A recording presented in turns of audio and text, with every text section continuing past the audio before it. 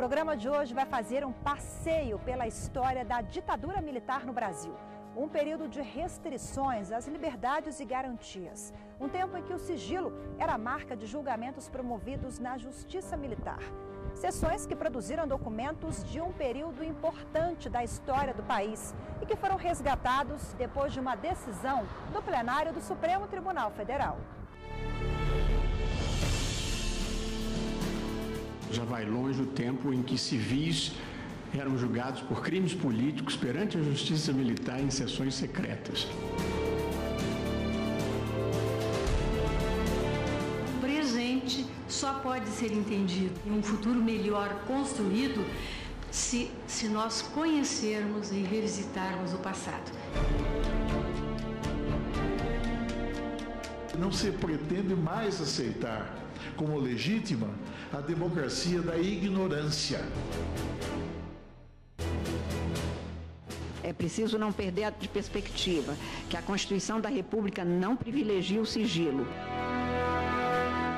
Por unanimidade, a Suprema Corte garantiu a um advogado e pesquisador o acesso aos votos que foram dados em sessões secretas do Superior Tribunal Militar. Julgamentos de presos políticos de crimes contra a Lei de Segurança Nacional na década de 70, na época da ditadura. Entre 1965 a 1985, quando o Brasil viveu sob o comando dos militares, o Estado agia com repressão, vigilância e prisões. Você saía de casa durante a noite e não sabia se voltava muitas vezes. Você não sabia se você estava sendo seguido, se você poderia ser preso a qualquer hora ou não. Nos chamados anos de chumbo, a tortura física e psicológica contra os opositores do regime marcaram a política. A censura também foi uma marca conhecida da ditadura. Você tinha que medir e pesar as palavras. Naquela época você não podia falar no telefone, que se gravavam os telefonemas também. Ela atingiu a produção artística e controlou com um pulso firme o trabalho da imprensa. Havia dois grupos lutando com mais ou menos força para implementar uma política maior, uma política, entender um regime. O grande processo da dificuldade que estabelece para os governos autoritários ou ditatoriais é justamente esse, porque eles têm uma forma de interpretar o que é certo, o que é errado. Naquela época, os que não seguissem as regras do regime militar ou fizessem críticas ao governo sofriam severas retaliações. Alguns dos crimes que foram cometidos durante a ditadura militar, por certo, eles estão prescritos.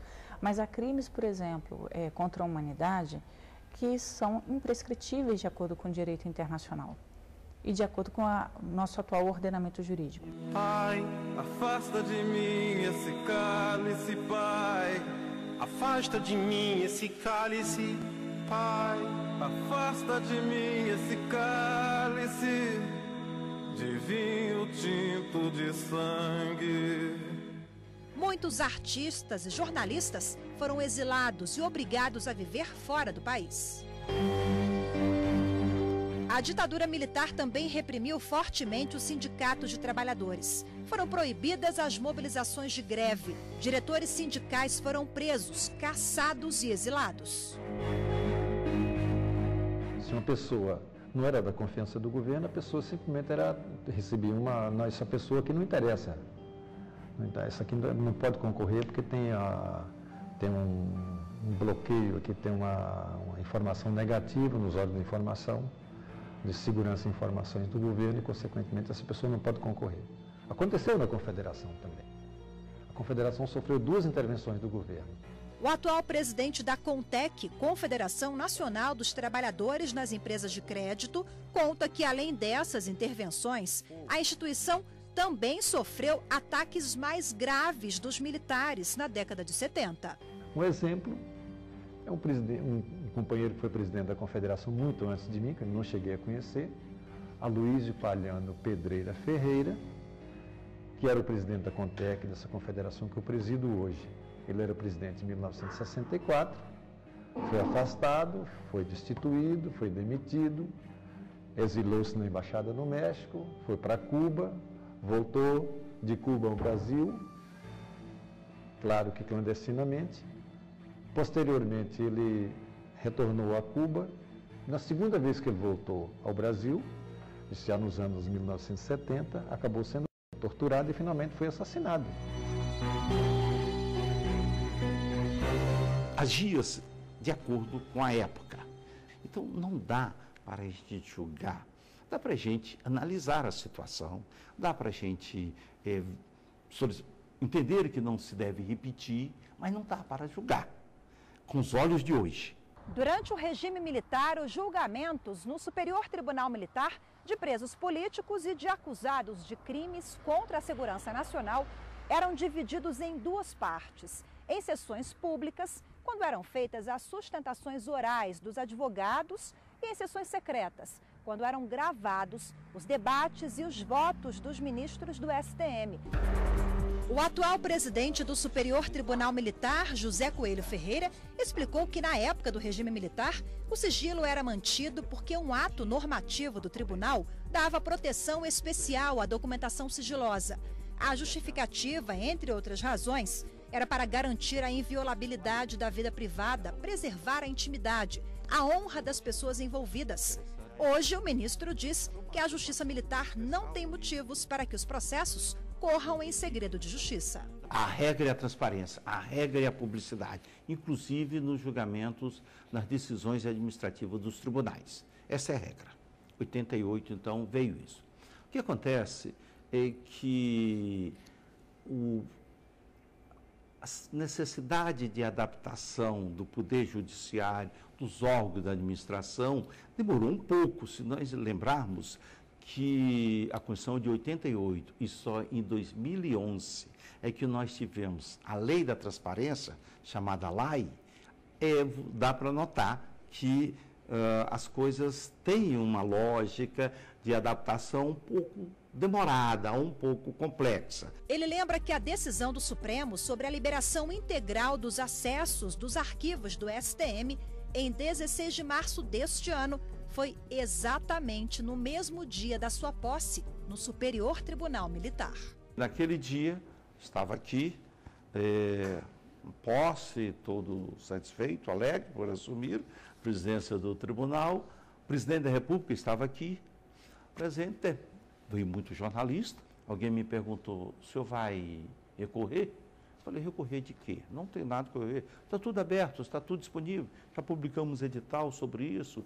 E eu fui ouvidor, era ouvidor até o dia da minha posse como presidente. E como ouvidor eu comecei a divulgar, a colocar no portal várias informações que ainda não estavam e que tanto o CNJ exigia, como a Lei de Acesso à Informação e o próprio TCU. Antes deste julgamento no plenário do Supremo, em março deste ano, quando a Corte liberou o acesso de documentos secretos da ditadura, uma decisão anterior do próprio STF, só que do ano de 2006, também já havia determinado a disponibilização desse material sempre que solicitado por alguém da sociedade. O problema é que o Superior Tribunal Militar ainda não tinha disponibilizado todo o conteúdo. E por isso um advogado e pesquisador do Rio de Janeiro resolveu entrar com uma reclamação no Supremo Tribunal Federal. O advogado pedia a divulgação do material para concluir uma pesquisa sobre a ditadura militar. Pela internet, a nossa equipe gravou uma entrevista com o autor da reclamação, Fernando Fernandes. O advogado, que mora no Rio de Janeiro, contou que há quase 20 anos tentava ter acesso ao material. Em 1997, o Tribunal Superior Militar ele impediu a pesquisa, acabou apreendendo o material de pesquisa e isso gerou um mandado de segurança contra o presidente do tribunal à época, que foi julgado pelo Superior Tribunal Militar, denegada a ordem, determinando que o arquivo daquele julgamento, o arquivo sonoro, que nunca antes tinha sido pesquisado, fosse trancado por 100 anos. O argumento do Tribunal Superior Militar para que o arquivo fosse fechado foi que havia um sigilo em nome da intimidade dos perseguidos políticos. O advogado também defende a importância da publicidade de todo o conteúdo dos julgamentos da ditadura, informações que contam parte importante da história do país. Na parte dos julgamentos, a riqueza está que é possível hoje pesquisar quais eram os reais fundamentos e as discussões entre os ministros para a condenação e absolução. Esta advogada explica que o direito à informação é consagrado pela Constituição Federal de 88. O direito à informação é um direito fundamental, esculpido no inciso 33 do artigo 5º da Constituição Federal, que garante que todas as informações, todos os atos públicos têm que ser públicos, né? Tem que ter a devida publicidade. No entanto, o ordenamento jurídico permite que, em alguns casos, haja classificação de informações. E nesses casos, que devem ser regulamentados por lei e decretos, eles são bastante específicos. Principalmente quando há algum tipo de violação à intimidade.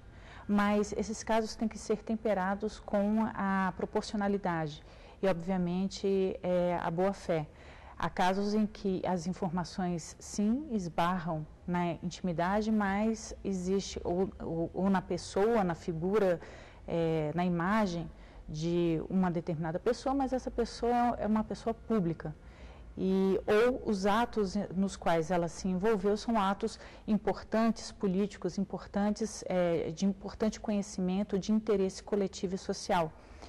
Assim, casos limites, mas no mais comum não há uma contradição. A Lei número 12.527 de 2011 regulamenta o direito constitucional de obter informações públicas. A norma entrou em vigor em 16 de maio de 2012 e criou mecanismos que possibilitam a qualquer pessoa, física ou jurídica, o recebimento de informações públicas dos órgãos e entidades. É preciso destacar que até a década de 90 o Brasil não tinha um regime de acesso à informação, como a maior parte dos países tampouco tinha. A Unesco lançou um dado, uma estatística de que atualmente menos de 50 países têm leis de acesso à informação propriamente ditas. É uma legislação, digamos, que está ganhando moda. Então, a partir da década de 90, foi publicada uma série de legislações sobre documentos públicos, manejo de documentos públicos.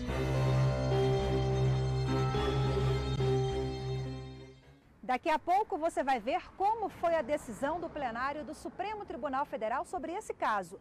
Por unanimidade, a Corte decidiu que os arquivos da ditadura no STM, o Superior Tribunal Militar, não podiam mais ser considerados sigilosos, e sim como documentos públicos. Os detalhes, já já.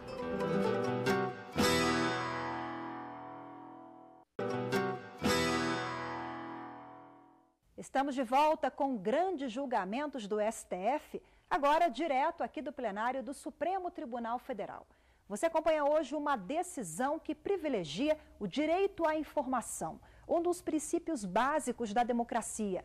Por unanimidade, os ministros do Supremo determinaram a liberação dos áudios de julgamentos secretos do Superior Tribunal Militar e realizados na época da ditadura. O pedido foi feito por um advogado que queria ter acesso aos documentos para a publicação de um estudo sobre o tema. A ação julgada pelos ministros foi apresentada pelo advogado Fernando Fernandes. Ele mora no Rio de Janeiro e conversou com a nossa equipe pela internet. Fernandes contou que procurou o Supremo porque tentava, em vão, por quase 20 anos, ter acesso ao conteúdo. Através dos anos, o STM negou o cumprimento da ordem do Supremo, negou a abertura dos arquivos e, inclusive, prestou informações ao Supremo Tribunal Federal sustentando a tese de que o arquivo estava fechado por 100 anos. A relatora do caso, ministra Carmen Lúcia, frisou que a Constituição Federal determina a transparência das informações. A presidente do Supremo afirmou que manter o mistério representa grave ofensa aos princípios democráticos. É preciso não perder de perspectiva que a Constituição da República não privilegia o sigilo, nem permite que esse se transforme em praxis governamental, sob pena de de grave ofensa ao princípio democrático, pois, consoante adverte Norberto Bobbio, em lição magistral sobre o tema, não há, nos modelos políticos que consagram a democracia, espaço possível reservado ao mistério. O novo Estatuto Político Brasileiro, que rejeita o poder que oculta e que não tolera o poder que se oculta, consagrou a publicidade dos atos das atividades estatais como expressivo valor constitucional, incluindo tal a magnitude desse postulado no rol dos direitos, das garantias e das liberdades fundamentais, o direito à informação, a busca pelo conhecimento da verdade sobre sua história, sobre os fatos ocorridos em período avassalador do sentimento nacional e do espírito democrático que surgia, bem como sobre suas razões, integra o patrimônio jurídico de todo e qualquer cidadão, constituindo o dever do Estado assegurar os meios para o seu exercício. Me permito apenas dizer que em tudo e por tudo acompanho a fundamentação e a conclusão de Vossa Excelência, que profere um voto lúcido, histórico e relevante, quer na matéria de fundo, muito bem exposta no voto de Vossa Excelência, quer na dimensão estrita do cabimento e do acolhimento da reclamação, que a um só tempo ofende a decisão desse Supremo Tribunal Federal e também a legislação incidente na matéria. Já vai longe o tempo em que civis eram julgados por crimes políticos perante a justiça militar em sessões secretas. E, portanto, 30 anos depois da redemocratização, negar acesso às gravações dessas sessões de julgamento não faz nenhum sentido, além de claramente descumprir precedente firmado por esse tribunal, como bem demonstrou Vossa Excelência. Portanto, apenas para sintetizar, porque sempre faço isso nos meus votos, a minha tese de julgamento, que acompanha a de Vossa Excelência, é a publicidade dos atos processuais prevista no artigo 5º, inciso 60 da Constituição, garante o acesso dos interessados às gravações de sessões de julgamento do Superior Tribunal Militar, realizados na época da ditadura, independentemente de sua classificação pretérita. Me alinho aos colegas que me antecederam para acompanhar o belíssimo voto de Vossa Excelência numa questão tão sensível e tão essencial à democracia, sobretudo porque entendo que um dos pilares do nosso Estado democrático de direito é justamente esse direito ao acesso à informação, e sempre tendo em mira e tendo a compreensão de que o presente só pode ser entendido em um futuro melhor construído se nós conhecermos e revisitarmos o passado. Ao longo dos votos, todos os ministros do tribunal ressaltaram que a Constituição de 88 e a Lei de Acesso à Informação de 2011 garantem o acesso às informações públicas como instrumento de controle social, instrumento de luta por direitos e cidadania. A liberdade de informação é pressuposto da publicidade democrática, e somente o cidadão informado está em condições de formar um juízo próprio e de cooperar na forma intentada pela lei no processo democrático. Em suma, é a velha expressão de Thomas Jefferson, no sentido de que a liberdade de falar e escrever guarda nossas outras liberdades.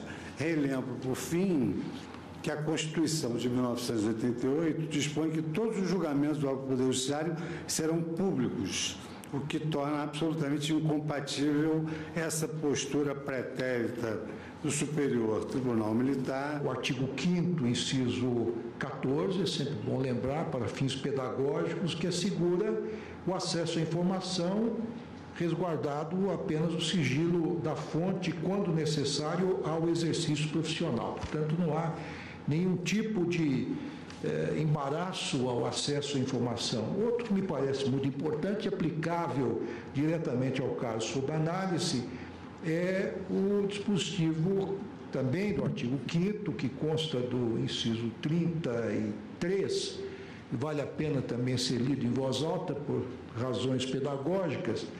Estabelece o seguinte: todos têm direito a receber dos órgãos públicos informações de seu interesse particular ou de interesse coletivo ou geral, serão prestados no prazo da lei sob pena de responsabilidade, ressalvadas aquelas cujo sigilo seja imprescindível à segurança da sociedade e do Estado, que não é o caso, não há nenhum perigo para a segurança da sociedade e do Estado. E há um segundo aspecto que foi muito bem ressaltado também pelos que me precederam, é que no caso aqui está se descumprindo uma determinação do Supremo Tribunal Federal, que é absolutamente inadmissível. O ministro com mais tempo de atuação no tribunal, Celso de Mello, frisou que não se pode impedir a busca pela verdade. Não se pretende mais aceitar como legítima a democracia da ignorância, aquela na qual todos são iguais no desconhecimento do que se passa no exercício do poder usurpado e silenciosamente desempenhado. E esta corte assim se pronunciou na decisão desrespeitada e cuja autoridade está sendo agora restaurada por esta Suprema Corte, provocada formalmente pela utilização de um instrumento constitucionalmente idôneo e destinado a esse fim. Não se pode impor óbice à busca da verdade e à preservação da memória histórica em torno dos fatos ocorridos no período em que o nosso país foi dominado pelo regime militar. No próximo bloco, você vai ver que depois desse julgamento, o advogado, autor do pedido de acesso às informações sigilosas, foi recebido pelo presidente do STM, o Superior Tribunal Militar. Os detalhes, já já.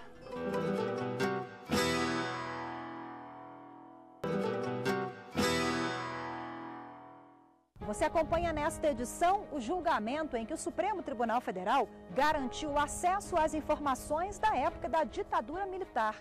Neste período, os julgamentos de presos políticos no STM e o Superior Tribunal Militar eram secretos. Foi uma longa batalha jurídica. O advogado que entrou com ação no Supremo pedindo acesso às informações até então secretas fez o primeiro pedido em 1997. Quase 2 décadas depois, ao ter o direito reconhecido pelo Supremo, Fernando Fernandes foi recebido em Brasília pelo presidente do STM, ministro José Coelho Fernandes. Mandei procurá-lo e dizer para ele, tem uma decisão do Supremo, não tenho motivo para recorrer, estou pronto para lhe entregar o que você quer. E ele veio cá, aqui nessa sala, sentou-se aí onde você está, e depois tiramos até uma fotografia. O encontro com o atual presidente do STM foi muito bom. Ele afirmou que a partir da gestão dele, o Superior Tribunal Militar já estava se encaminhando para a abertura dos arquivos. A história não pertence a você nem a mim. A história pertence a todos. E quem faz a divulgação disso é importante. Nós precisamos conhecer para o bem, para o mal. E não devemos nos apegar o que pensa aqueles que participaram, seja de um lado, seja do outro. Mas alguém que, em tese, é independente, que não está querendo divulgar a história de A ou B.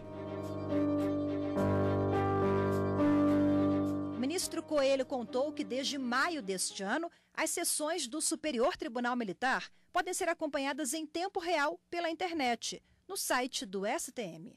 O presidente do STM afirma que desde 1975 os áudios dos julgamentos são arquivados pelo tribunal e podem ser amplamente divulgados para qualquer cidadão. Pode procurar. O que nós tivermos gravado, podemos disponibilizar o áudio.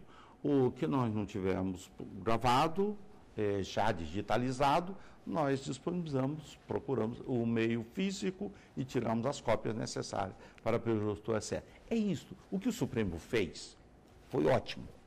Foi muito boa a decisão do Supremo, porque ela não serve só para nós. Ela foi, num caso específico, para nós, mas ela serve para a administração toda e para todos. A importância da abertura dos arquivos da ditadura militar para a democracia brasileira é total, é plena. Todos os países mais maduros em suas democracias, têm leis e regimes de acesso à informação ou desclassificação de informações extremamente rigorosos e pró-sociedade, pró-informação social. Isso porque apenas com a publicidade de atos da administração pública é que pode haver um controle social sobre essa administração. Essa decisão ela é fundamental porque o regime de 64 ainda não está desvendado. Nós temos inúmeros corpos de perseguidos políticos desaparecidos. Tivemos um grande trabalho no Brasil da Comissão da Verdade e é preciso uma ampla pesquisa feita por inúmeros pesquisadores para que possamos conhecer claramente o que vivemos no regime de 64. Compreender a nossa história é fundamental para que possamos fazer o presente e o futuro de modo diferente do que fizemos naquela época. Todo povo tem direito de conhecer toda a verdade de sua história, todo cidadão tem o direito de saber que o Estado, por ele formado, faz, como faz, por que faz e para que faz. Todo povo tem o direito de saber, mesmo nos seus piores momentos, para lembrar, lembrar para não esquecer e não esquecer para não repetir erros que custaram vidas e que marcam os que foram sacrificados por pais torturados, irmãos desaparecidos, dentre outras atrocidades.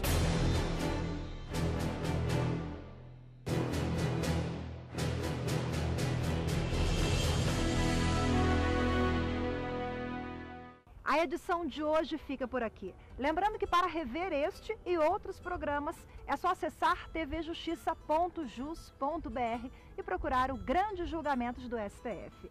Obrigada pela sua companhia e até a próxima edição.